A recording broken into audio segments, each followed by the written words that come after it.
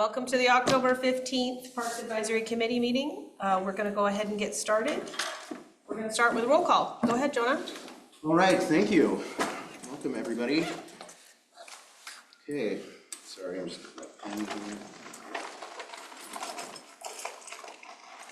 Sorry. All right, Frank Stevens. Here. Kelly Reynolds. Here. Tristan Jones. Here. Shirley Winters. See if she makes it in a moment. Robbie Cantrell. Here. Jim Hill. Here. Woodrow Terrell. Here. Tiffany Long. Here. Victoria Rizzo. Here.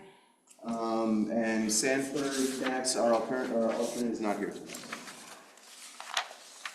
Okay. And myself, Jonah Jacobson, is here representing staff for City of Troutdale. All right. Item number 2, review and approve the September 17th, 2025 meeting minutes. I had a question on page 3, Jonah. It said Superintendent Jacobson reported receiving emails and letters from Sunrise Park neighbors about trees in the park, which had been distributed to the PAC members and would be included as part of public comment record in tonight's meeting. Where is the public comment record? Should it be attached to this? I don't know that I got copies of those emails ever. Thank you. Or I can certainly send that out to. like, would that be, as far as public comment record, would that be on the website? Where would I? You know, seeing as those folks had requested that their letter be submitted as public comment, I was just going to submit the letter along with the meeting minutes. So that it's basically included with the video recording and minutes from everybody who spoke in public. So we would want them. I apologize. Yeah, and thank you for the reminder. I need to apologize. So that was the one thing, and then the last couple, when we were talking about everything at the end, like comments and concerns and everything, there's a comment in here that says he noted if the community consensus was no trees were wanted, it would not be done. I don't really feel like you said exactly those words, but that was interesting that it was stated that way. I'm okay with that, being that it says the community, that includes not just neighbors adjacent to the park, but also park users. I'm all right with that.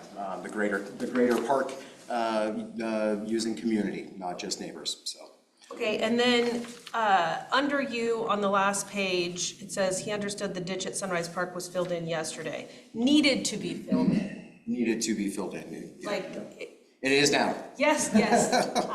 I will mention that later, but yesterday was just like it needed to be done a while ago, and they just it got written in there wrong. So that was the stuff that I noted. Did anybody else? Is there anybody online that wants to make a comment about the meeting minutes? Robbie? Nope, all good to go. All right. Does anybody want to make a motion to? This is Shelley. I move that we approve the September 17th, 2025 minutes with the addition of the public comment, letters and emails, and the corrections noted by Tiffany. I'll second. That was Victoria seconding. All, what do I say? All in favor? All in favor. Aye. Aye. Any opposed? All right, that passes. We'll move on to number 3, communication from staff. That would be Jonah. Thank you, Chair Long. All right. Welcome back, everybody, and welcome to our guest speakers and members of the public. Good evening. It feels like only a short time since our last meeting, since we took such a long break before, but in the 4 short weeks since we saw each other last, the autumn weather has arrived in earnest, and it's providing parks workers with some well-deserved respite as the school year has begun and the busy summer season is disappearing in the rear view. And leaves are now just beginning to drop as the nighttime temps fall and daylight hours are growing shorter. And soon our team is going to be very busy clearing lawns, parking lots, playgrounds, and gutters of fallen leaves. But in the past couple of weeks, we have been taking advantage of the slowdown in parks operations demand to begin winterizing irrigation systems and deep cleaning our shop and our vehicles and our equipment. And in exciting news, in late September, the city held interviews to recruit a parks worker to fill our vacant position on our staff. Again, that's a vacant position and not a new FTE position. There was a very large volume of interest in the position with about 180 total applicants, and interviews were held for finalists over 2 days, and a job offer was made to the top-rated applicant, who will be starting with our team at the end of October. We're very excited to welcome that person aboard. Who all on the committee has gone down to Sharon Nesbitt Park and checked it out recently? Yeah? Cool, all right. Well, you're probably seeing that there's a lot of progress continuing to happen down there. We're getting closer and closer to our planned ribbon cutting ceremony on October 29th, Wednesday, October 29th. Some of you who have maybe been paying attention have heard that there have been some unfortunate production delays that have required us to modify our plans a little bit. And yeah, the Woodrow, if you recall some of the cool natural play feature play equipment that was shown to you all a few months ago. Unfortunately, the manufacturer of some of that equipment said that they hit some delays and did not provide an updated ETA for delivery from some of that stuff to the general contractor. And so I guess that has kind of had a cascading effect as well, because the play equipment was not delivered on time at the beginning of September. That means that the poured-in-place rubber safety surfaces for the playgrounds could not be installed on time, which then means that the fall weather is going to prevent us from being able to do that. If you all remember from the discussion around the repair process at Imagination Station with the surface there, there's a kind of a specific temperature window of above 70 degrees and below 85 degrees in order for the poured-in-place surface to be able to cure fully. And so because of the delays, we've had to now pivot to tiled rubber safety surfacing, which you probably have seen in a lot of parks. And to be honest, that might be kind of a blessing in disguise. Tiled safety surfacing is much easier and cheaper to repair with single tiles. It also the subsurface is almost identical to poured-in-place surface. So if at some point we do want to switch over to poured-in-place, or even a natural version of poured-in-place rubber that's made out of cork, which is pretty cool, we would be able to take the tiles out and not have to start from zero. Basically, we can use the subsurface. So that is the plan at this point. We'll put tiles in. Hopefully some of the play equipment will be delivered before and installed before the 29th. And unfortunately, it will. If not, it will have to be sort of a soft opening ribbon cutting with more additions to come. That is sort of par for the course on large scale construction projects like this. Sometimes, unfortunately, snags like this do occur. But in any case, the park is coming together, and it is starting to look really good down there. Yeah, but like I said, given our history with poured-in-place surfaces at Imagination Station, I much prefer switching to a tiled safety surface at this point, rather than risk, less than ideal conditions for installation of PIP. So, a bit of other news. I have recently been meeting with my colleagues in the Environmental Engineering and Wastewater Divisions of Public Works as we've been reviewing some proposed designs for some major improvements to the Stewart Ridge Greenway stormwater detention pond that sits at the bottom of the Greenway along Southwest Spence Avenue. And this project's being managed by Public Works Environmental Specialist Ryan Lagura, and he's doing a fantastic job with public outreach among the Stewart Ridge neighbors. And at this point, the project is just in the design phase. There'll certainly be more updates as we continue and progress along with that. And as many of you are aware, this was something I meant to mention in the September meeting, but towards the end of the summer, the emerald ash borer beetle was confirmed in East Multnomah County at David Douglas High School. And so in response to that, regional urban forestry leaders are preparing for the inevitable spread of that invasive insect. And what that means for us in terms of our parks and greenways and street trees is basically that we need to adapt our planting plans to live with this pest going forward. And also we will be doing some more monitoring and identifying some of the older ash trees in Troutdale that we would like to try to save by doing preemptive insecticide injection treatments on. So I've been getting a lot of information about those treatments as well as the bug from some statewide meetings with folks working at both the municipal, state, and federal level.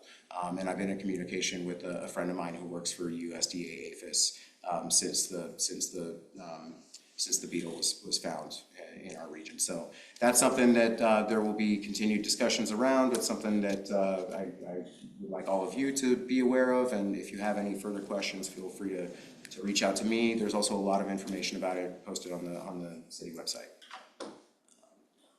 And yeah, that's about all I have for staff communications for September, October. So.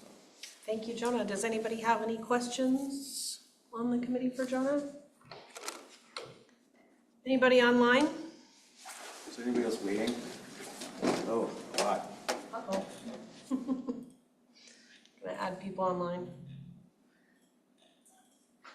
To anybody that's coming in online, we apologize. We don't have a screen in the conference room here currently, so we could not see that you were waiting. Welcome.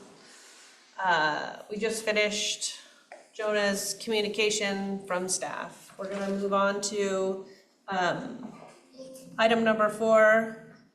You guys are here just in time, public comment to be heard. We're gonna start with the people in the room. In the interest of time, we would like comments to be limited to 5 minutes per speaker. If you would like to come forward and state your name and where you're from, we would love to hear from anybody that wants to say anything. Come on forward. You just take a chair right there in front of that little screen so the people on Zoom can see and hear you. Okay, Your name and where you're from. okay, I feel weird not It's okay. including everybody. Well, They got your back. You are, you really are. they can hear you. Okay, I'm Diane Smith.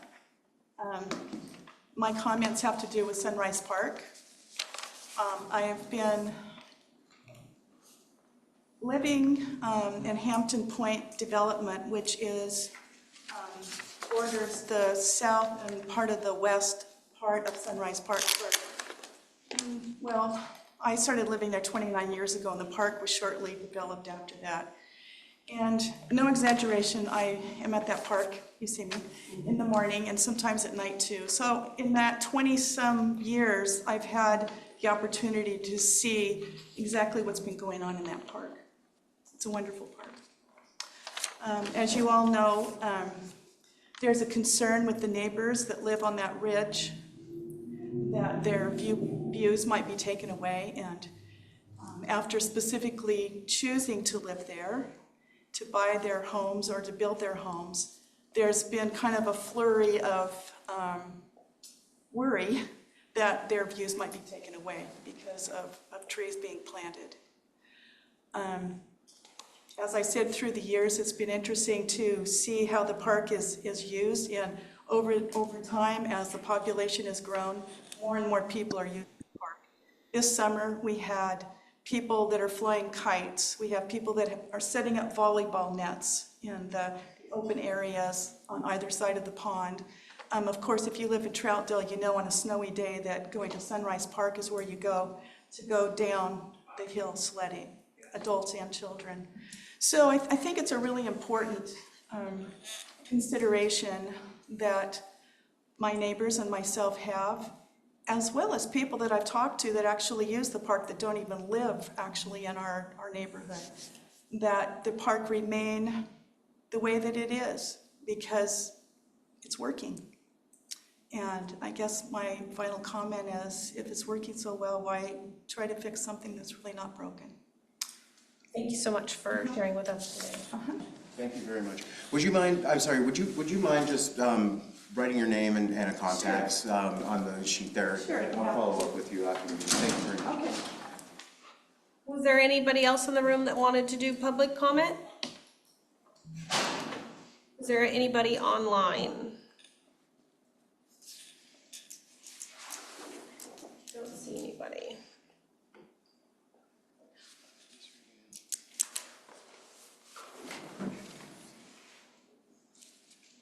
Okay, we just want to mention that if you come to the meeting, we'd love for you to sign in.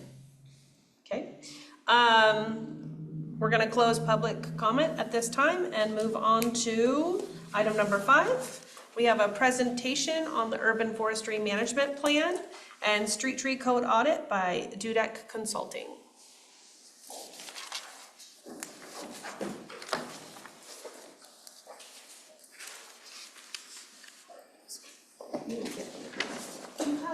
Do you have one more of these? Absolutely. I'm the guy. I mean, I could share. And for everybody online, I'm so sorry because our projector is on the fritz. I'm passing out Do you need one too?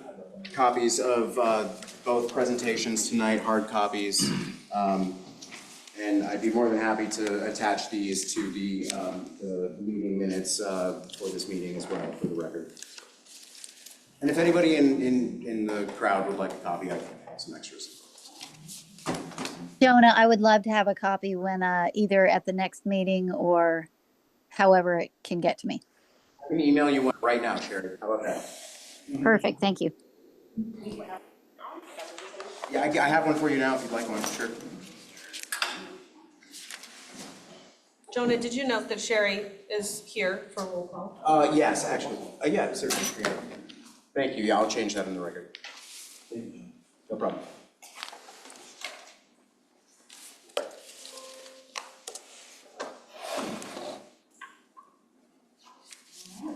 Thank you so much for having us tonight. I'm Rose Newberry. I'm the project manager for the Urban Forestry Master Plan, and we're going to walk you through our progress so far, what we've heard from community members, what we've been doing on our computers to assess your trees, and then next steps. So we'll do nutrition, general topic, community engagement, our code audit, the inventory of your trees, and then our next steps. So like I said, I am the project manager. We also have 3 urban foresters and code experts working from their computers, and Jen Treshy is here. She's the BPM, schedule master, and then she ran all of our community engagement as well.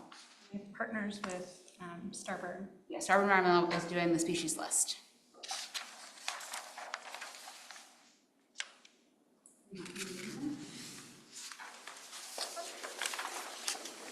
So we can go through our planning process and progress. So currently we're doing existing conditions and the tree inventory, so understanding tree health, tree age, what the canopy looks like. And so that narrative and analysis is in progress, due in November. Community engagement, which Jen will speak on and more in depth. The survey is still open online, so please take it if you haven't, but our events are complete. Jen went out into the parks to hear feedback. Currently doing the code audit, so understanding how municipal code is working and maybe not working, what needs to be adjusted as part of this effort. This is compared to community vision, but also to best practices in the region and nationwide. And then this will all be written up in the eventual UFMP to include best management practices, canopy goals, priority planting areas, forest resource report, city tree management assessments, and then strategic implementation and monitoring as well.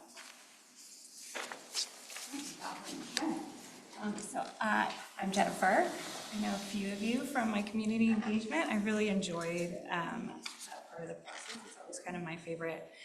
You all, and Troutdale is such a special, just wonderful place. It was really fun way to spend a couple Friday nights this summer. There was 2 prongs of it. She mentioned the survey, it's still open. I hope you tell all of your friends to take it. I know that Frank has been pushing it out there. Last time I checked, we had about 120. I'd love to get that up. My goal was 200, but it's just open for a couple more weeks, so whatever you guys can do to put it out there. It's a mix of multiple choice. It should only take 5 to 10 minutes at the most. It's a mix of multiple choice and open-ended questions. It covers tree conditions and concerns, people's priorities, and it's trying to gauge their support for policy change. So far, our responses have been surprisingly predominantly long-term homeowners, most of whom have lived in Troutdale for more than 15 years in single-family homes. Street trees specifically resonate with them.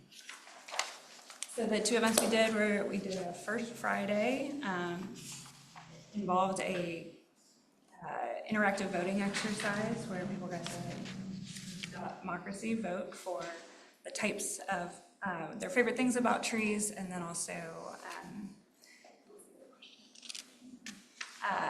what they value most about trees. And then also just recorded some comments. We also did the same sort of activities at movies in the park. Some of the key findings of what we heard was a very strong, trees are part of Troutdale's identity. So 90% of people we talked to identified trees as super valuable. 71% of the people in the survey support updated tree codes for better management, and 64% say trees are essential to the city character. And then the favorite things about trees, the shade and cooling was the favorite thing. Kind of the dominant concern. There was quite a bit of understanding about the role trees play in the entire city, not just individual standing around them. And then the visual appeal and the neighborhood character, as well as air quality and wildlife habitat. So, birds, concerned with trees. And then as far as concerns, that probably come as no surprise, but the safety hazards, financial and otherwise, falling branches and sidewalk damage came up a lot. All that being said, 29% want to see more tree coverage, and about the same number of people say they wouldn't due to property damage fears. And then I think surprisingly, there was a concern for the condition of trees that maybe is contradicted a little bit by our own data. 30+% said that they rated the tree condition as fair to poor. So I think some concerns there. What we plan to do with this information is to integrate it into every part of the plan. Certainly the code audit, but also thinking about the tree manual and strategic plan, and make sure we have clear maintenance standards and schedules, and a lot of homeowner resources on tree care, but also for rentals and commercial property owners, and really focus on the benefits of trees to try and meet tree goals locally, and prioritize trees that work in the spaces they're planted. And then, of course, targeting heat vulnerable areas. I would say that when we asked folks where they wanted to see trees more, schools and parking lots came up a lot, as well as parks and paths, so getting shade for active commuters who are walking and biking. And so, yeah, so taking all that into account, we want to make sure that the species list is correct from a scientific perspective, but also is accessible to folks who want to pick a particular tree to meet a particular need. And so also then just like leveraging that support for the audit and for policy into and that support for trees, period. Balancing that with reasonable property owner responsibilities in the code audit, which we will get more into.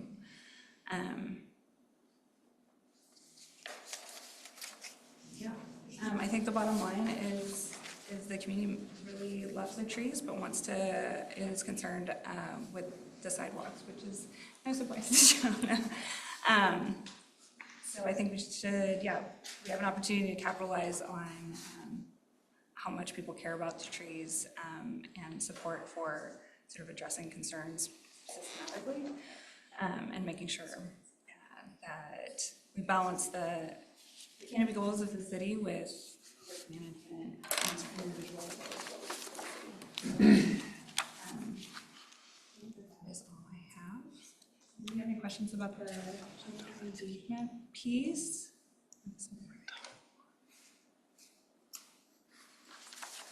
If you don't have enough, if you feel you don't have enough numbers by October 31st, would you extend the engagement or? I am open to it. I think it's up to the plan is going to be developed over the next few months. I think the schedule says an admin draft by December. So a little bit doesn't hurt, but ultimately we want to make sure that we have to use it without pushing the rest of the schedule. So it'd be sort of a conversation we'd have with the rest of the team. Make sure we have what we need to keep making progress. Does anybody else have any questions? Well, I think that the survey results so far are interesting, and I think that I think that they do present some themes that were already sort of known or assumed, but also it's very interesting to me to just see just some amount of data on the distribution of those concerns among Troutdale residents.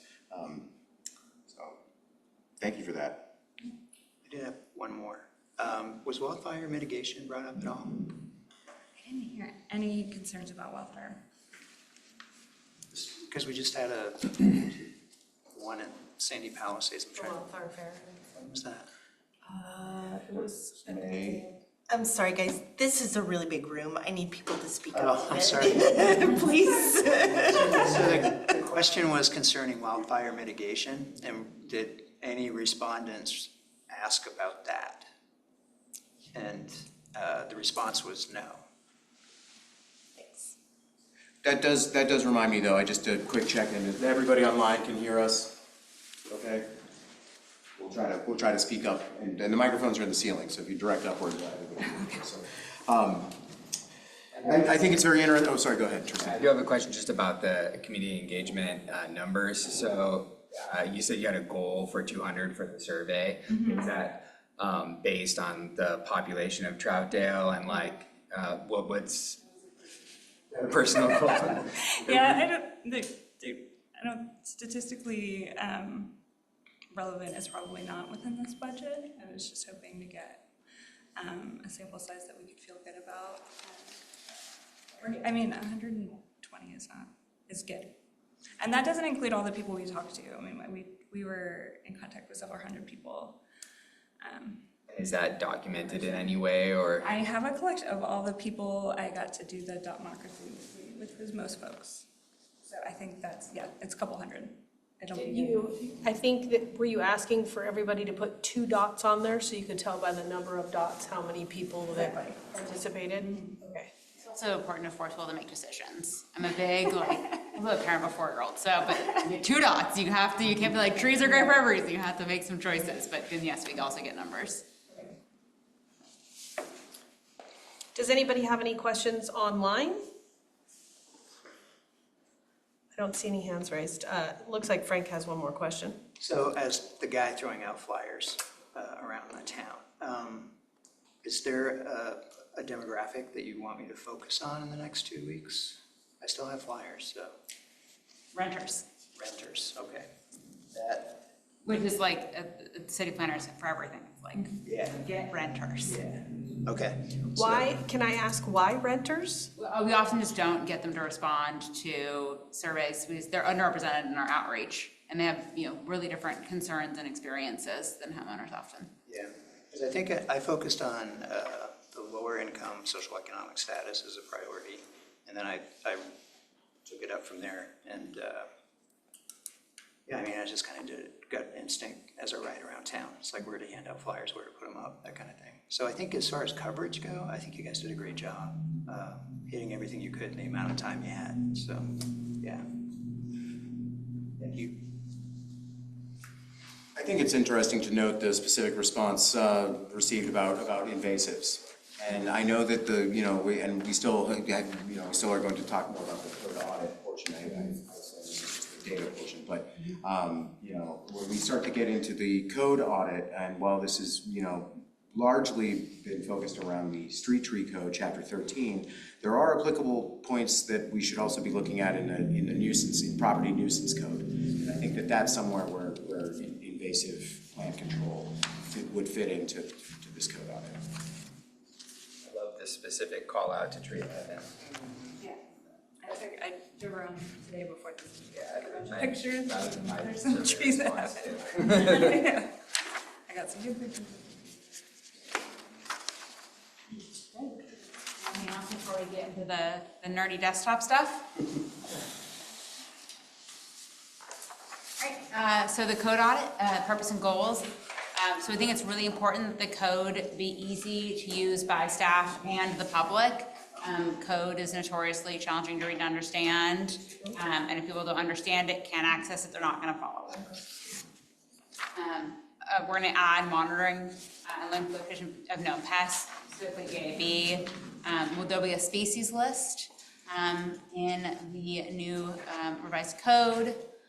We're evaluating the removal and replacement standards for trees, making sure that we're balancing real need to remove trees while protecting large, important trees that are adding the most value, and then replacement standards that make sense, get natives in the right tree in the right place, and then also comparing to regional best practices and lessons learned from the neighbors in the region, from all sides of maybe more aggressive code to more lax, but what's really actually working for community members in the Portland metro region. Just looking through my forester's notes, make sure I didn't miss anything.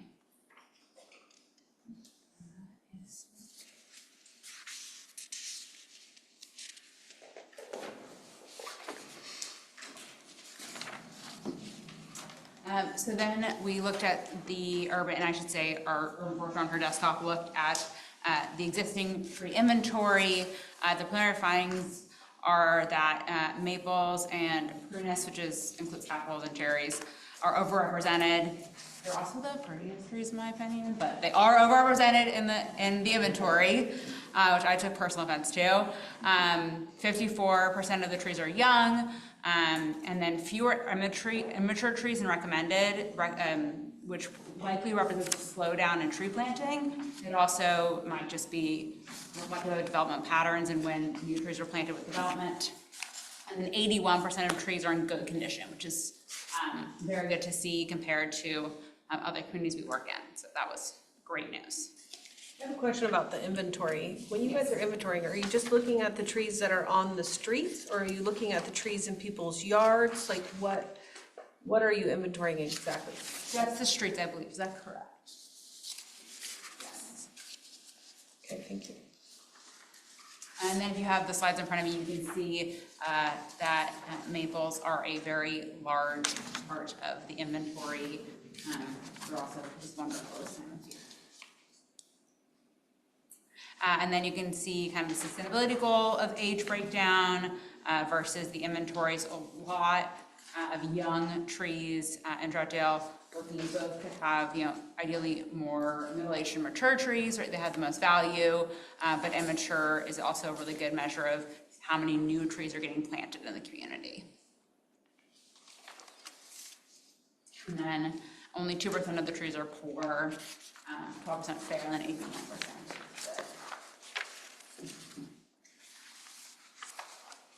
So next steps, we're going to be finishing up those initial desktop deliverables, the species list, the assessment, the draft code, then in November, the management report and the street tree manual, with an administrative draft on the 15th of December. Ideally, a public draft in January, February, so let everyone actually enjoy the holidays, and then you can read a really fun, it'll actually be very fun and very graphic, but read that in January, February with final adoption, just as the overrepresented prunus are blooming in our community. With that, does anyone have any questions on the data and the next steps?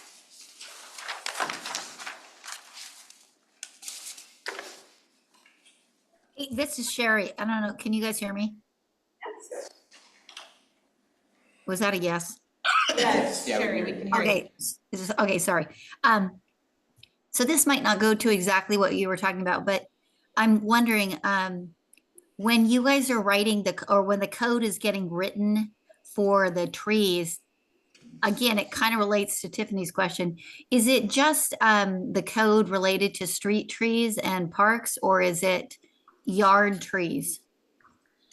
We are looking at the development code, the municipal code, so looking at both street trees and private trees. We are currently not recommending or looking at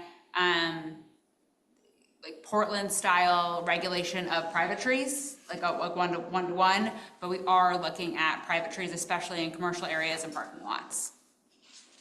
Okay. So like, I just want to say, years ago, I had a plum tree growing and it was rotting, and I cut it down, and right next to it in the root, it grew up another one. So there's a plum tree there, but it is having some problems. And if the regulation goes in and they don't like my plum tree, or they like it, they won't want me to cut it down, or I think I'm trying to understand. We will, and Jonah can correct me if I misspeak, but the purpose of the tree code is not to either require removal of any tree, even if it's overrepresentative or sick. But if there's development that's removing 5 trees, we do want to do some replacement standards there. If you look at urban forestry and canopy over all communities, most of them are private trees. And so if you want to have a diverse urban forest, you need to recognize that, and you're not going to regulate your way to a diverse urban forest with street trees. But we're not looking at that level of regulation for homeowners, really more support for tree care and maintaining good, healthy trees in Troutdale.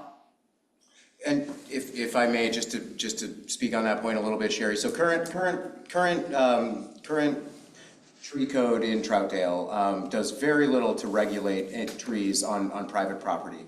There are specific instances where there are there are regulations around that, and they primarily relate to hazards, like to life, limb, and property that need immediate abatement, or they relate to historic trees. And really, at this point, the only additions to the tree code that we're looking at that would do anything to govern trees on private property would really have more to do with development. They would have to do with the removal of a certain number of trees to meet the threshold to trigger a permit review. So for the most part, for individual homeowners, there really won't be much of a change to the code as it relates to the trees that are off of the street in their private property. Yeah, and most of what we were discussing with staff was that things are in the municipal code already, but they aren't in the development code, and so making sure that all staff knows that they're all in one place to cross-reference, so it's easy to use, because that was even discovery, oh yeah, we do have the standard for private trees, it's just not all in the right place, so that's just ease of use. But yeah, nothing new or dramatic for homeowners. Okay, good. Mike, we saw you had your hand up for a second there. Did you want to say something, or did you get your question answered? Yeah, I just had a couple of questions on the street tree planting process, and you're talking about sorry, can you hear me all right? Yes, I can, but are you a Troutdale resident? Can you tell us? Oh, I'm city manager. Oh, it just has Hi, your. everyone. Welcome to our Parks So Advisory no. Committee meeting. Hi, Wes. Thank you. But I just had a couple questions. If we're talking about street tree planting regulations, things of that nature, are we also thinking about the protection of our sidewalks? Because we just spent about an hour and a half last night at the city council meeting talking about protecting our sidewalks from like street trees. And so I want to make sure that we're including language for root barriers and guidelines for planting and planter strips for street trees. Yes. Okay. We heard the community loud and clear, and we're avid walkers, and I push a stroller all the time. That is a really important part of having successful street trees, is making sure they're not immediately uplifting our sidewalk. Okay, and then my second piece to that is I want to ensure that we have a replacement program when it comes to street trees so that we're not losing our urban canopy after we've already established it. So typically with a development or commercial or what have you, you have the developer install street trees with that development, and they are bonded to make sure that they take. And it sounds like Troutdale does it a little differently, and that's fine.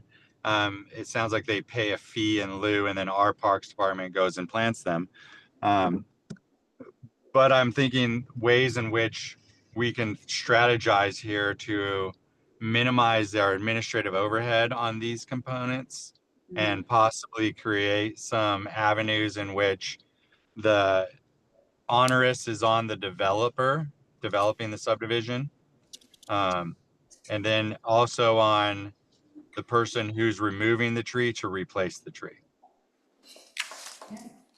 Our foresters work with communities all over the spectrum as far as their administrative burden. So we'll have that in the best practice report, and then we'll work with staff to make sure that the selection for Troutdale is what's going to actually work with your governance structure. I think those are the great comments we can definitely incorporate into our review, and then eventual decisions on how replacement standards will work on the everyday in Troutdale. Gotcha. Thank you. Thank you, Mike. I did see we had one comment in the room, a question. Your hand was up for a second. Did you want to? My question, just for clarification, is this Acer, so is that, and I think this is the piggyback maybe off of it, what some others have said, is that delineated on microphyllum, circinatum, or is it just Acer? That's genus, that's maples. And so, yeah, all maple trees are Acer. And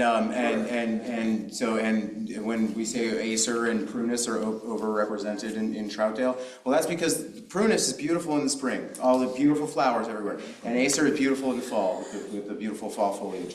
And that was an excellent plan 30 years ago, before people knew about root barriers and planting to the correct sidewalk strip width. But here now, 30 years down the road, that is primarily the maple trees are the reason you see so many busted sidewalks around Troutdale. Shelley, and this, I think you've already answered this question, but I just want to be really clear.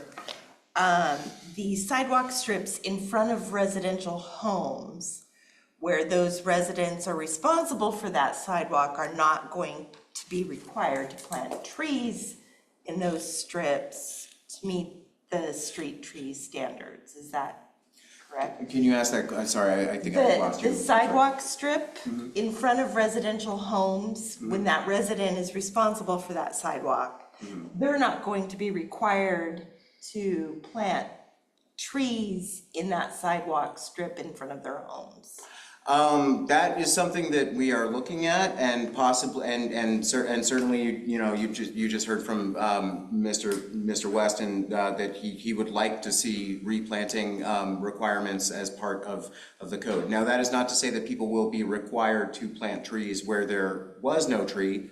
I believe what he is saying is that we want to look into replant requirements. So if you are applying for a permit to remove a tree, or if you are going through all the trouble and spending all of the money to repair your sidewalk, then there will be a requirement in, if there is a requirement to replant a tree, there will also be a requirement to include a root barrier so that your new sidewalk does not get destroyed by your new tree. So that is I believe, under discussion in the code review process. But I don't believe that anybody is suggesting that there will be requirements to plant new trees where there was not one removed before. But resources for folks who are motivated to plant a new street tree, which we do want to encourage, but then how do we make sure that the tree gets planted, and how does that homeowner support it as far as information on how to care for it and prevent hazards? Woodrow has a question? I have two questions. First one is, when you say root barrier, I think of like bajillions of dollars and very, very expensive. What exactly are we talking about when we say root barrier?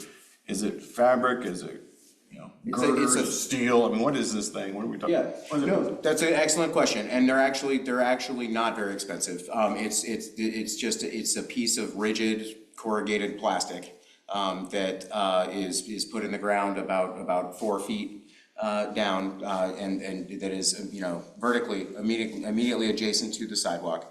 So basically any roots growing towards the sidewalk are then diverted downward and under the sidewalk. Is that done when the sidewalk is repaired or when the Yes. tree is planted? Yes, it should be done, either, really.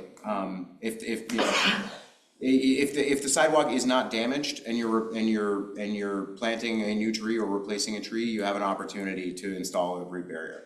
If you're digging up your sidewalk and replacing your sidewalk, you have even more of an opportunity to install a root barrier. Sorry. Yeah, go ahead. So is this something like, it's like the size of a poster, or is it a 4x8 sheet of, imported from Jamaica, or, how expensive is this corrugated plastic?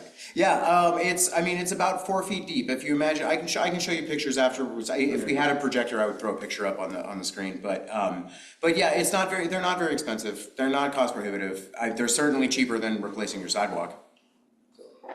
And my second question was, we talked about individuals, we talked about some of the residences, and what about HOAs? They're a little bit different animal. How do they play in with this as far as some of the regulations and codes that we have? Do the HOAs have different rules to play with? HOAs are still subject to city code. They can make more restrictive standards if they want, and their covenants, they have to be legal. And we see lots of fun case law on that, but they're still required to follow city code. All right, thank you very much. And I know there's a species list that's gonna come up, but also I think like education around how much damage particular trees actually do to sidewalks is an important thing to talk about. I know that I'm not an expert on it, but I know dogwoods are very popular ones to plant, and they have all kinds of ecological benefits, but they don't destroy sidewalks quite the same way as maples tree.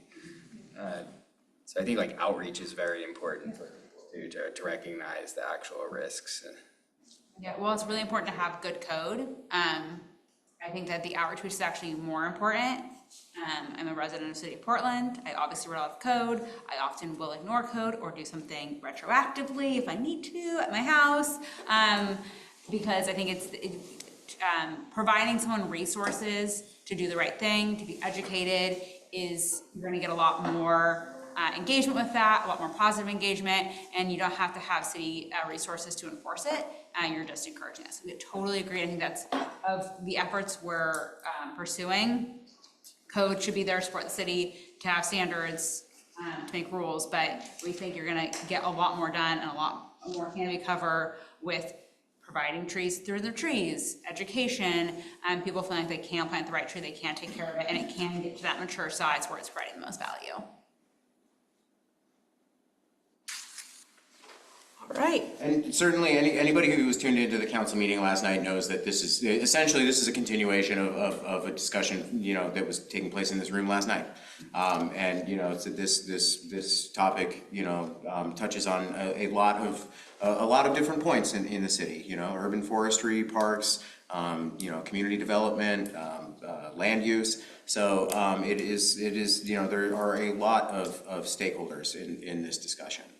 And the more people that voice their opinions through these surveys, the better the DUDEC team and myself and Community Development Director Erica Palmer will be able to present code changes to the council later this year that will be representing both the desires of the Troutdale community and strategies to improve Troutdale's urban forest.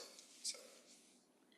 I think we found the inventory was maybe the canopy coverage care was 25. That sounds right. There are noted public health benefits when you get up in the 30 to 35 range, and significant urban heat benefits when you get into the 40% range. So there are like community-wide benefits. And ours is currently only at 25%? I know it doesn't seem like that, but you have a lot of industrial area there. I didn't hear what you said. You said something, health benefits at 30 and then something at 40. I didn't hear what you said. Urban heat, so like a significant reduction in overall urban heat index. That's also good enough. You look at that land use map, right? And we should definitely be doing that. Yeah. Doing a breakdown because while we do care about parking lots, industrial areas, it's a very different context and we should be really clear about those. But it'll contribute to how it feels. Yeah. Put some more trees out by the airport. Did you see a hand up back here? You guys good? I did have a question. Jonah kind of talked a little bit about it. So when our development was developed 29, 30 years ago, Troutdale actually gave us a list of, I think there was 5 trees that they would give us free to plant. And the list was horrendous. Oak trees, and there was, and so many neighbors were excited about getting these trees, and then the sidewalks all started popping up. When you talk about adding trees, canopies to the neighborhoods, is this going to be something that Troutdale offers, like free trees? Or is it something that the... Yeah, free trees. I work at Friends of Trees, and I'll be doing a briefing. presentation soon. That's next. I'll talk more about like free trees and, you know, buildings before. Okay, all right. Yeah. I got a good tree, though. Oh, yeah. I did a lot of research before I chose one, and I think I was only one of 2 neighbors that chose the, I think it's called the Japanese lilac tree, and It's gorgeous. it's no problem. Stay tuned, you're about to hear more exciting news about free trees in Troutdale, so. Okay, all right. All right, Frank? I just had one thing to add on. So the easiest way for me to think about this when I approach the public with it is it's economic, but it's economic with public health and climate. So it's like, what's cheaper for you, a doctor's bill or living in a green space? Do you see where I'm going? When you start hitting those points, then it makes a lot more sense to have a bigger tree canopy. And why would we have trees, trees on our street? Because it's gonna make us safer, a road diet concept. So it does have all of those, as Jonah was saying, all those things tie together and they're all interconnected. But I like to throw in economics because a lot of people are like, well, how does this benefit me from a out of my pocket standpoint? And if you're paying less for a hospital bill, that's a big bill. It also just raises your property values. I didn't want But yeah, I was just listening to John talking about here about how you heal faster if your hospital room faces a tree, so it is true. Good point, thank you. All right, well, if there's no more questions, we appreciate you guys coming and presenting to us and look forward to hearing more of your findings in the future. Thank you so much, and we will move on to the next presentation. Thank you. Thank you, Jen, thank you, Rose. Item number 6 is a presentation from Friends of Trees with an update on planning and outreach ahead of the February 14th, 2026 Troutdale Tree Planting Community Event. Good evening, everybody. I'm Winnie. I'm a neighborhood tree specialist at Friends of Trees. And some of you may already know a little bit about our organization, but if not, so we're an urban forestry nonprofit, and our mission is to bring people together to plant trees, especially where they're most needed. So we definitely have an emphasis on environmental equity with an aim to inspire more people to become stewards of their own urban forest. And so the next slide here is an impact report. Oh, yeah. Do you have any extra? I didn't get. Oh, yeah, of course, sorry, Woodrow, here you go. And if anybody else needs a copy, I have some more. So Thank you, sir. with Friends of Trees, we have 2 main planting programs. So I'm under the neighborhood trees program, which we focus on planting large stock trees at residential areas. We also have a green space program that focuses more on native plants, shrubs, and small stock trees, and they're usually more at like wetlands, natural spaces, natural areas. So between those two programs, we planted over 39,000 with the help of community members. And we had almost 5,000 volunteers help. Hosted about almost 75 community plantings and stewardship events. This spans all over the different municipalities that we've worked in. So that's definitely very impactful.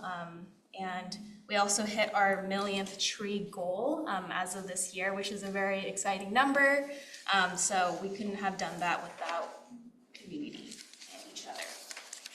So next slide here. So going back to my position and my program, the neighborhood trees. So again, we focus on planting large shrub trees on residential areas. Specifically here for the city of Troutdale, it's going to be like the planting strip. And these trees are about 1.5-inch caliber in size, so they're a good mature size for a young tree, and they're about 6 to 10 feet tall. So they're not like a little twig. So with this program, we offer homeowners, we do a lot of outreach so that homeowners are interested and sign up for this program. So they're already wanting trees on their property. And we offer the tree, like digging of the holes, and then we also help them select their tree species if they need. We deliver the trees, we plant the trees, and we also check up on the tree the summer after planting.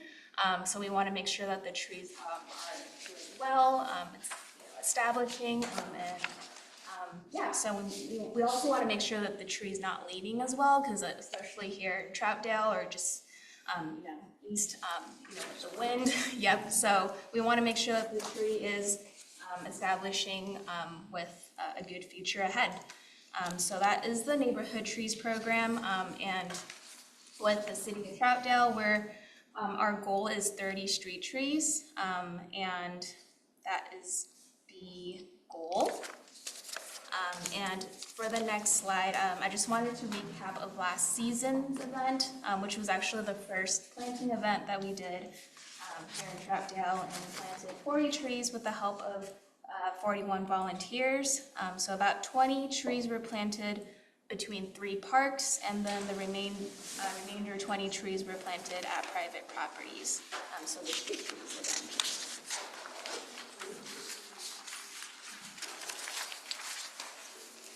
So then moving on to the upcoming planting season, it's going to be held on 2/14, so Valentine's Day.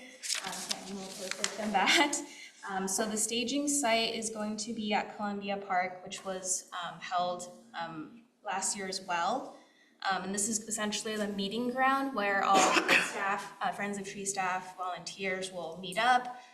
We'll get into like little crews, do introductory things, and they'll break up into their own crews to plant trees. And we always try to group them so that, proximity-wise, it makes sense for them to either walk to the next house or drive within a couple minutes, so that it's the most effective for everybody. So the last slide is just a little bit of the statistics of so far what's happening. So this was as of yesterday. These are the different neighborhoods that have signed up to receive street trees. So there's quite a bit of diversity there, but the number of properties that have signed up is 38, which is actually a really large amount, especially compared to last year. And the number of properties that have ordered is 9, so the remainder amount I'll plan on doing like phone calls and texts, just to remind them that like, hey, you signed up to receive trees, I noticed you didn't order your trees yet, do you have any questions, and kind of just offer that resource for them. And then the number of street tree potential is 24, so I do inspections, so when people say that they're interested in these street trees, I would go out to their property and I would do inspections, and I would mark on the curb where the tree ideally should be planted. And this is all with codes and things like that. So these are just the number of potentials so far. So with that in mind, we're almost already there at goal. And 16 is the number of trees that have been ordered already, which is a really great amount because I haven't really actually called a lot of homeowners. They're kind of just interested in trees, which is good to hear and good to see. And yeah. And here's 15 is the number of street trees that's ordered. And I just also want to say that we also have a separate ongoing grant going on in the same time. So certain areas of Troutdale, so usually in the priority areas, they're able to receive free yard trees as well. So this could go on their front yard or their backyard.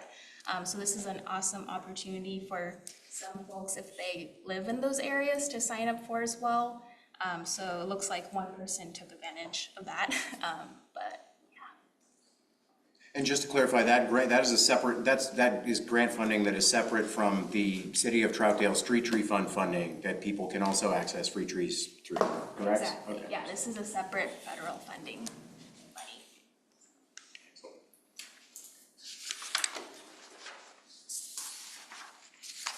Well, if I may, I mean, it certainly, so it took a lot of effort to sort of get outreach off the ground the first go-round in Troutdale, and it's quite evident by the sign-up enthusiasm that you're already seeing that those efforts have, sort of allowed Friends of Trees and the Troutdale planning event to get established, and that that a lot of, it seems to me like there's some positive groundwork that was sort of laid in the public outreach last year, and this thing is growing, and that's excellent. That makes me happy to see. And also, just to clarify, last year we did partner with Friends of Trees to provide a certain number of, in order to just encourage signups, we were utilizing forgive me, I don't remember at the moment off the top of my head how much, but there was some amount of the street tree fund that was utilized to subsidize the first, I believe, 20 or 25 signups. Forgive me for not having that specific number at my fingertips right now. But it was basically just driving signups. At the first come first serve, you will receive a tree funded by the Troutdale Street Tree Fund if you sign up today. And we're doing the same thing this year. And essentially that is the purpose of the Street Tree Fund, is to maintain and increase our street tree inventory. And it hasn't been utilized in that way in many years. So this is, I see this as just a very fitting use of those city funds.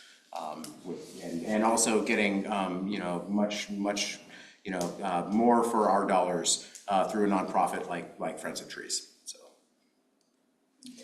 I have a question and kind of a clarification just for people listening. The trees that you guys are providing, these are the types of trees that are not going to push up the sidewalk. Correct. So yeah, so that's why the inspection is really important. So for example, if somebody has a 4 feet long planting strip, I would not approve them for a list that has like an oak tree in there, for example, because that would definitely, or a maple, because that would definitely tear that up. So with our inspections, we would make sure that we're like, oh, there's a 4 foot planting strip. Oh, it looks like there's high voltage wires. So like these are all things that we take into consideration before homeowners can see like the list of trees that they're approved for. And at Friends of Trees, we definitely focus on right tree, right place. So the trees that we plant, they're definitely gonna help with the canopy coverage. And a lot of them don't have like we're not planting like ash trees, for example. So we kind of think more long term. So that definitely is, what we think about. Does anybody have any questions at the table or online? Don't see any. Is Mike have his hand? No, it's me. Does anybody have any questions for Friends of Trees in the room? All right, thank you so much for sharing with us. Oh, real quick, would you mind just giving a brief picture snapshot of some of the trees that you are approving? For example, a 4 foot strip or. Yeah, right off the top of my head, I may not have that list remembered yet, But I know, for example, like a 2.5 to a 3, I think there may be like crepe myrtles, which has really pretty like flowery. Yeah, I think it's on that like smaller planting strip size. I think for a 4-foot, there might be cascaras, which they're on the smaller side, and they're native trees, which is really great for wildlife and birds and all that. So those are just the 2 that I can think of, but there's a lot more, and I can also provide that list to you all as well, if that's helpful. Wonderful, thank you. Hey, Yeah, this is, the other day, oh, sorry, do we have another? Sherry, I, did you? yeah, okay, sorry about that. I know I kind of go in and out. So what I wondered is, and again, I'm not sure if this is straight, from you or not, but, the strip, when you're talking about it, you're not talking about wide, you're talking length? I'm talking about width, and with an inspection in place, I will definitely take the length of it into consideration. So some people, they have like a smaller width or length to work with, then I would only approve like 1 tree. But if they have a lot more to work with, I could approve for 2. It depends on like the spacing. So for like a 4-foot strip, the spacing would be around 25 feet. I would make sure I have like this little measuring tree wheel that clicks every time a 1 foot gets measured. So everything is calculated with precision. Okay, and then there was this talk of, the barrier thing or something, but my understanding is the strip in front of my house, that's where like the water line runs and things like that. And that if you dug, you'd run into those things. Yeah, that's a great question. We also do utility locates before digging holes, before planting, so that we make sure that we don't run into, like you mentioned, water lines, gas lines, things like that. So like right off the bat, like, I can see like water meters, so I know that is definitely gonna be at least 5 feet away. But we do the utility locates, and if we see that there's anything in the way, we won't plant. Okay, thank you. Winnie, are we allowed to like email you? Do you have an email that we could share with everyone, or how does that work? I don't want you to make it public if it's not supposed to be public. Oh, no, I have a work email, and I can say it. Is that the easiest? If you want, it's very, very public, so if you want to give a generic Friends of Trees email, it's totally up to you. You're totally your decision. And also, if any, I can also put certainly any committee members in touch with you. There we go. Let's do that. Yeah.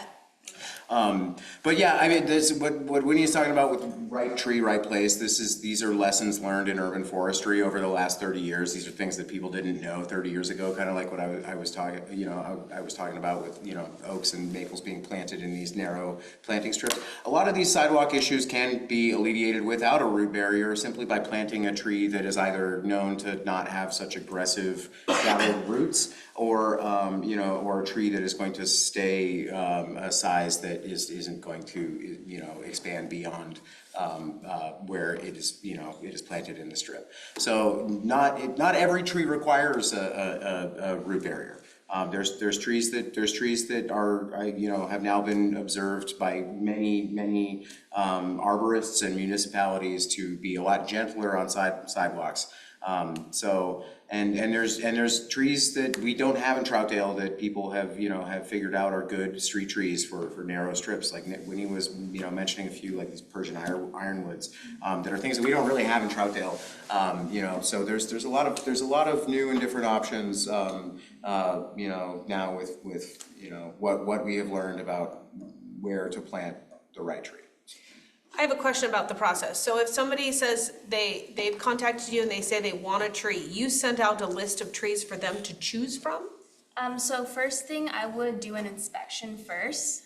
So there's a little bit of like a waiting period between them signing up and me doing the inspection. I always try to do maybe wait a week so that there's like a bulk for me to work off of instead of coming all the way out to Troutdale to do like one house, for example. So I always try to do it maybe on a weekly basis. And then from there, I would do the inspection, and then they'll get an email once I'm done with the inspection that shows them the list of trees that they're approved for. And there's still more room for people to do this before the February 14th event? Yes, correct, yeah, so, I think with the. Do you guys have a limit, or?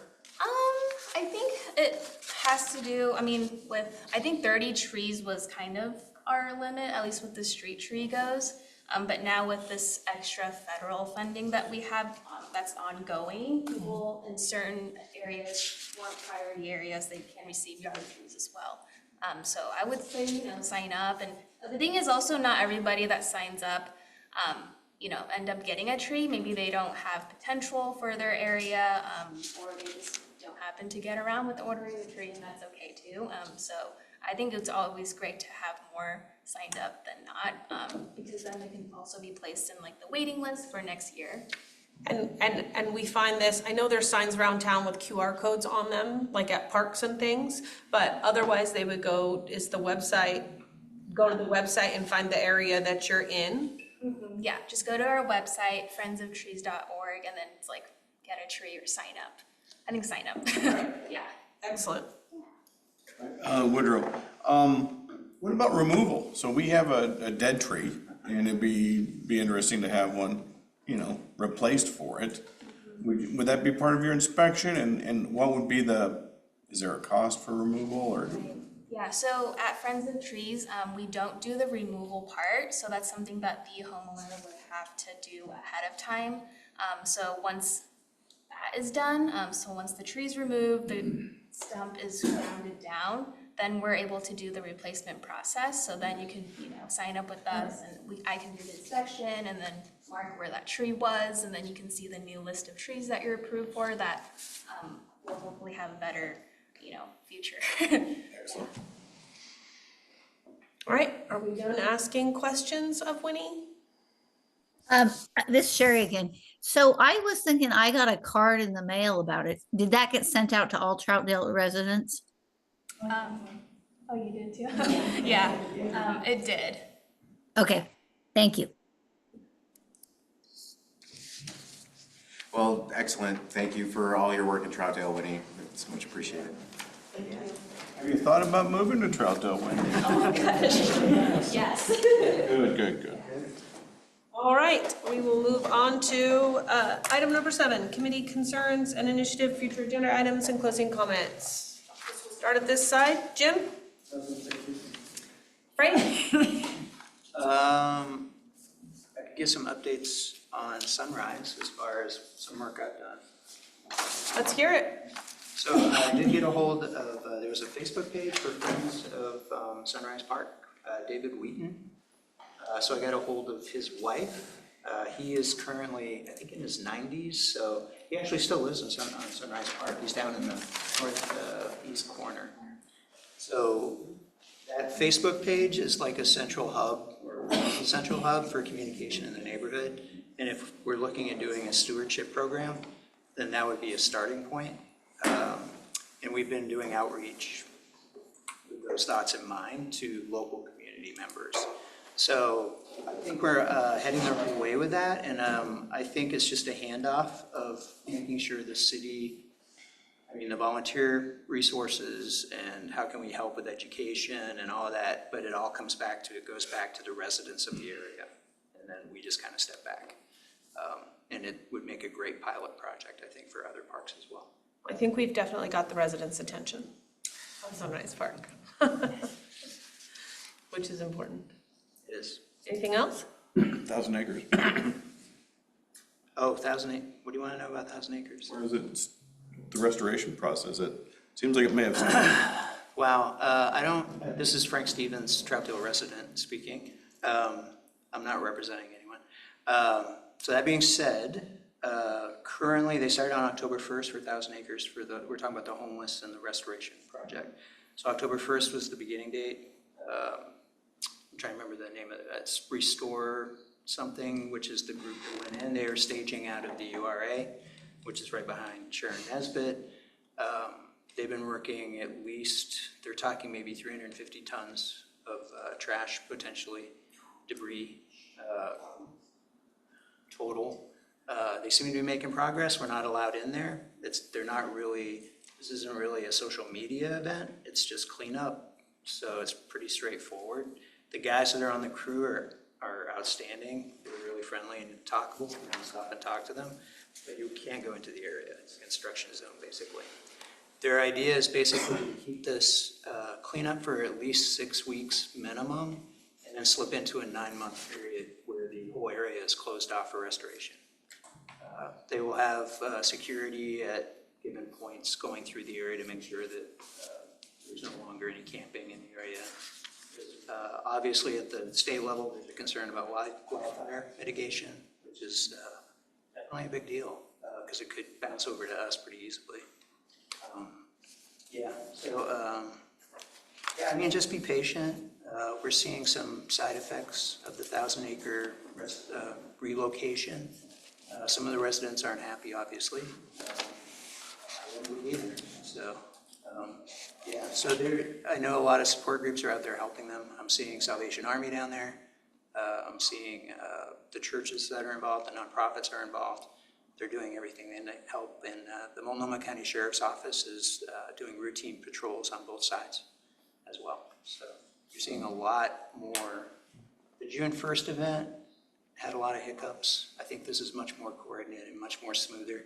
You don't even see it in the media because it's really just business as usual. They're working on getting it cleaned up and restoring the area. So, yeah. And a neighbor who said that he walked through there recently and it's cleared out. Yeah. So it's. Yeah, I think we might see some repercussions, maybe out on some of the islands potentially, downriver. Pushed them out.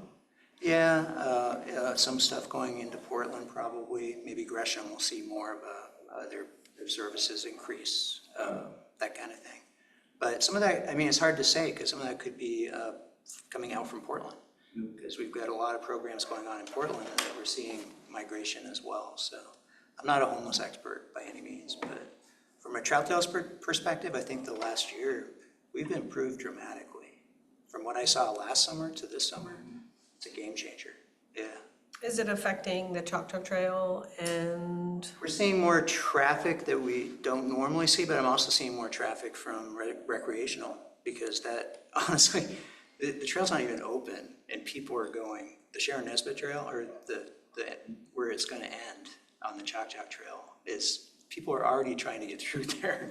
Yesterday, I counted 20 people alone just cruising through there and it's like, dude, that's still under construction, you know?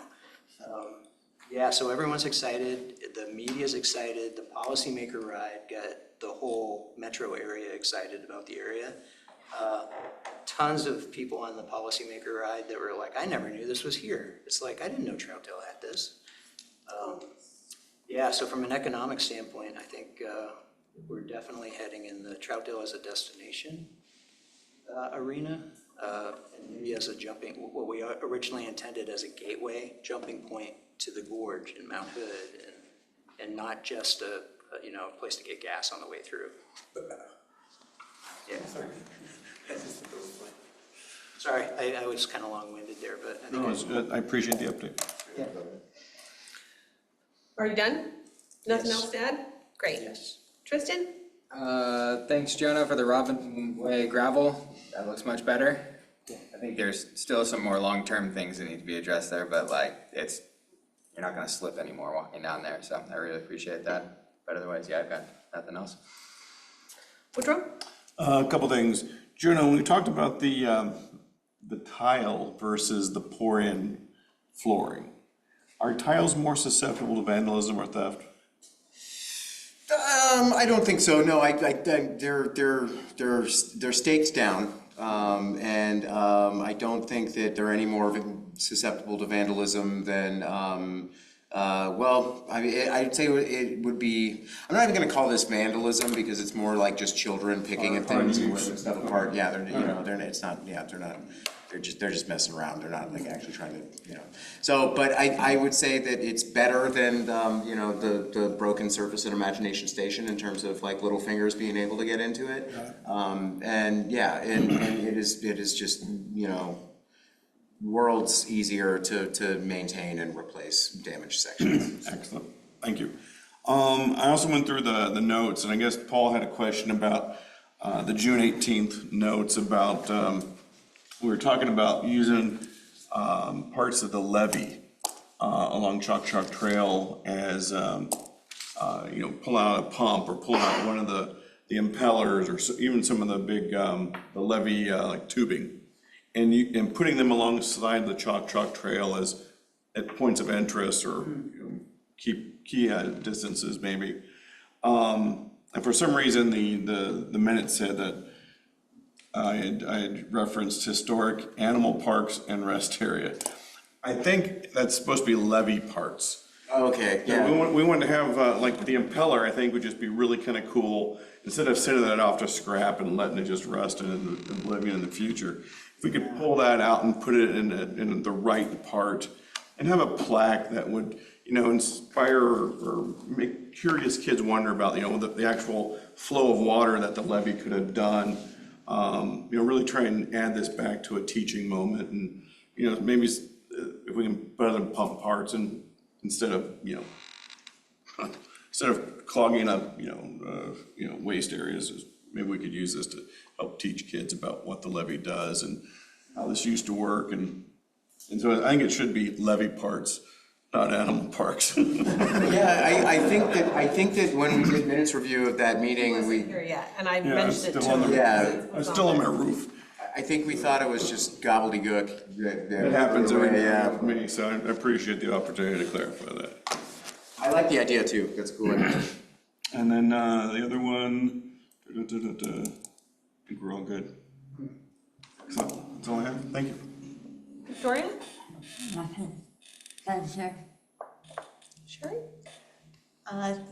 They're all gone, I but I know. really appreciate the presenters tonight. They did a great job. And the information was super helpful. And otherwise, thank you all for being here. Online, Robbie? Nope, nothing for me. I'm good. And Sherry? I was thinking maybe Woodrow, that might be an Eagle Scout project of some form. I agree. Yeah, I don't think I have anything else. Thank you. Okay. If I may float an idea for next month, I kind of like, I don't know, you all can feel free to say yes or no, but I kind of like the format of tonight where we kind of had a theme that we were staying on. And we do have some outstanding agenda items as they relate to Sunrise Park. Certainly all the folks in the room tonight, have statements about that and the tree planting or not tree planting that may or may not happen there. And so I would suggest that we take that up in the November meeting, as well as a few other things that relate to Sunrise Park. The one that immediately comes to my mind is the review of the community garden that we had been discussing through the summer. I'd be happy to invite volunteer garden manager Michael McRae to the November meeting to have that discussion if that seems like a good time to do that. And if anybody else thinks of any other items as they relate to Sunrise, the pollinator garden, if there's anything else that anybody can think of in the next couple of weeks, I think if that might be a good opportunity to just focus on one place that night. So I have a question. That being said, do you think that we could utilize the city's printer and put together, do a day where we sit in the park and talk to people that go through and try to do the polka dot survey? Where do you want trees? Do you not want trees around the park? Just print out a big picture of the park and let people have a polka dot and say what they want to say so we can get live action results.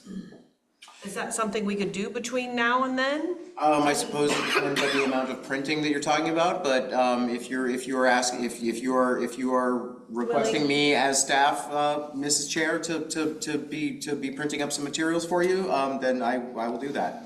I mean, I would just think it would be like a picture of the park, above picture, and then have people ask what they think. So you're benchmarking what was done at the first Friday event? Yeah, except for like, we talked about this last meeting. So there's an area that they can put a polka dot that says, don't add any trees at all. I think there are only 3 questions for the urban forestry example. They all really had 3 basic questions. It wasn't difficult by any means. It wasn't time consuming. It was just grab a sticker. What are your thoughts? Where would you want it? Where would you not want it? It was great survey. I mean, it was really quick. And that's the info they'll be bringing back to us later on, which wasn't included tonight, so. Well, I was just thinking specifically for Sunrise Park. Is that something you and me would be willing to do? I would If we volunteer could get a large poster board sized picture of the park?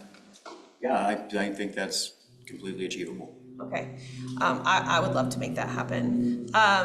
As far as updates from me, I just want to say thank you so much for this last month, because I thought, wow, this is, I had the, when I walked through Robin's Way and I saw the rocks, I was so happy to see those, because I tend to stay away from there once it gets wet, and it was really bad all summer, and my dog's paws and my new sneakers, thank you very much for putting that down, because while it's an ongoing problem because the water is there, the rocks make all the difference. So I'm super happy to see that. I think that everything that happened this last month was just such a great example, because I knew the library was coming to Sunrise Park, and I was approached by a city councilor who lives on the park and knows that I'm on this committee, and asked me, hey, is that library gonna happen? Because I have a couple of residents that said they would build it. And I said, no, it's happening. I know it's happening. I saw a picture of it. And then a couple days later it appeared. And so that was a beautiful thing. He actually brought that up at the meeting last night and was grateful that it appeared, and the residents are already using it. It's in play. We're very happy to see that. And then also the door got repaired at Kiku Park. That happened. They were filling the irrigation ditch like right after the meeting when I walked by. I was super impressed. I talked to the guys. They learned things about the irrigation, that it was like not very deep in some spots. So it was also like really eye-opening for you guys to do that. So that was great. It was like everything that we talked about actually got like accomplished. A resident brought up the tread on the bridge. The bridge got repainted. The tread got redone, not once, but twice. And maybe needs it again. It sounds like it. It's already tearing up. So yeah, it's just, this is the reason why we exist, so we can let you know about things that are happening, and then they all got done. So I'm just really happy. You guys have been working really hard, and I just want to make sure we say thank you. Thank you to the Parks and Facility staff. There's a lot of very dedicated, hardworking people who work for this Division of Public Works. I'm incredibly grateful to them every day. Yes, it's just a lot got done, and I'm glad that it got done before the rain started falling, so super grateful for that. Last night's city council meeting, they mentioned the urban forestry plan several times in conjunction with a public hearing on ordinance 12.01 and 12.05, which is the Troutdale Municipal Code pertaining to the Public Works Code violations and public sidewalk maintenance. And of course, street trees were brought up a lot. I would encourage all of you to try to find that spot within that very, very long meeting that went past 10 o'clock at night. It will be brought up again at the October 28th meeting. Maybe attend. You can say what you want to say. Street trees cause a lot of the sidewalk problems. So I think it would be good for at least one of us to be there and really talk about, hey, do this survey. Because it all is intertwining. Like, mention the survey at that meeting, because people have really strong feelings about what the city's gonna do and make them do with their sidewalks. And if the tree caused the problem and then you're making us fix it, why would we put more trees? So it's really important for people to be taking that survey for as long as we possibly can. So I think I'm gonna go home and share it again on all the platforms that I shared it on before, hoping that they can reach that 200 benchmark. That seems really low to me, but I guess I thought too. that's, 17,000 people, yeah. I want to thank Frank for all his volunteer efforts. He's doing a lot of work around here, and he started another Facebook group for Friends of Sheridan Nesbitt Heritage Park, and it only has a few members. So if you're on Facebook and you want to join that group, It's not done yet, so we're starting it. it's still there though, and you can join it. That's part of it, is joining it. I plan to be at the grand opening of the park on the 29th. So I hope to see you guys there. It's at 1:30. I think there was an email sent out from the city with an invitation and an RSVP. So if you didn't do that yet and you're gonna be there, definitely do that RSVP. And lastly, I've been really busy promoting the Halloween event that's coming to Columbia Park, Dog Park. It's a costume party and costume contest for our dogs. I am really excited about it. I think not enough people know that we have Dog Park off leash in Troutdale. It exists, it's here, it's open, it's gotten better with each year. This is the third year. First year we opened the park, second year they added a small dog area, and this year we got water, and it's just such a wonderful addition to Troutdale. In the last 3 years, they've kind of changed their tune on how they feel about dogs, I feel like. And so it's really, I think it's a special event where we can say, hey, we like dogs, they're important to us, we have a spot for them. So I hope if any of you guys have dogs, you'll come to that event. It's on the 26th from noon to 2, and it's gonna be super fun. So thank you guys.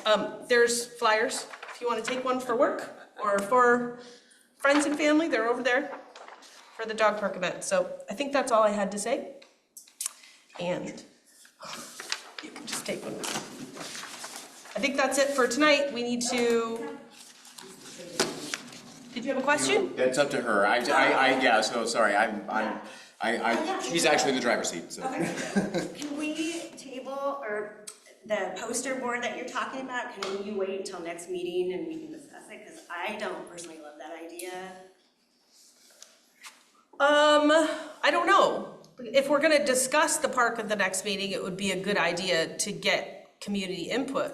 Right. And try to get them to come to the meeting. Yeah, also the Friends of Trees, the gal that was here, the east part of that park, of Sunrise Park, is a bog. They can't even mow the grass until summertime.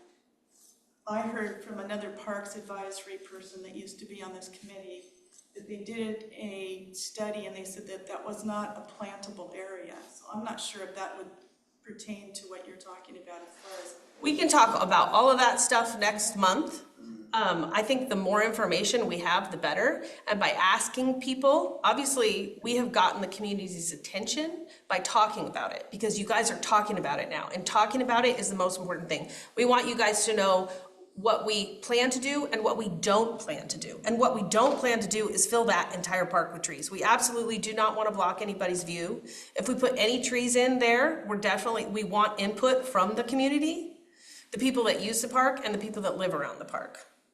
And so I think it's really important that we spread this word. And by standing at the park and talking to people, we've already gotten your attention. Asking people to put a polka dot on a board that's not gonna make us put trees there or not put trees there. It's just input. And hopefully it will get people to come to this meeting like you are right now. Yeah, I mean, I just am afraid that you hand someone a sticker, they're gonna like, not even thinking about trees, they're just gonna, oh, okay, what about here? I mean, yeah, oh, what about here? I don't know, it just didn't seem like. So put a place that says, I don't know what to do with my sticker, so put it. So put it there, that's a great idea. Would there be like a no trees? Yeah, that was brought up at the last meeting, that there would be an option for people to say, I don't want, both of my stickers are gonna go in this no tree area. I don't want to add anything. Let's not mess with what we already have. We'll absolutely take that into consideration. It's really, what they're talking about, I think, is really just at the information gathering, survey. Low key. Yeah. It's not anything permanent, it's just to get It's low key to input. you, but it's causing a lot of stress for our neighbors. A man that's in a wheelchair who's homebound that looks out at the park all day long, it's stressful for him. Yeah. It's stressful so, you know, I mean, I know where you're coming from, but we actually live there and use the park, and so do a lot of other community people. And I would just hope that people aren't putting themselves through an undue, unnecessary level of stress. Because really, we are not talking about planting a forest. We are talking about planting 3 or 4 low-lying trees. And also, the other part of that maybe has not been communicated as much as it should have been is that that may also be coupled with the removal of some of the very tall cottonwood trees that are down by the pond.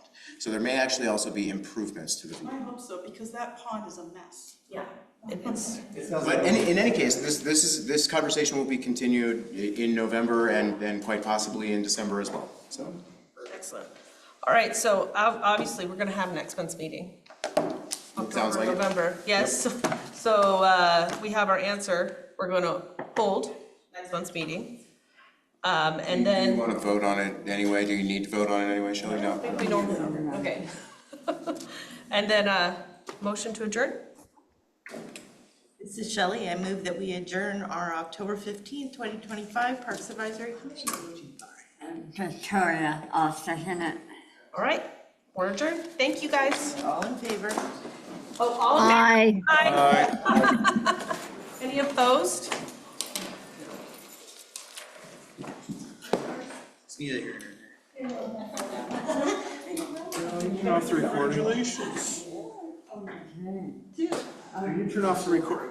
They are. Into that and clarifying it. You figured it out while you were reading the notes today? Yeah, this is like, It's happy to, yeah, if you want to. Do you have a place in the? Thank you, thank you, yeah. I statistics, data, 2 places. There's another, grab another one. There's a couple out there. So that's one place I haven't headed down. I was into that. I mean, you're so good at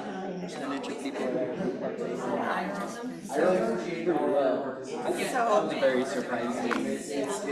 Very surprising. There's a retired guy that is like the dog walker. There's a lot of people who, you know, can't walk their dogs long distances, right? Joe, 6 months, wears these puppies out, right? First year. So I'm like, hey, you know who didn't come to that. I truly appreciate you all have this. I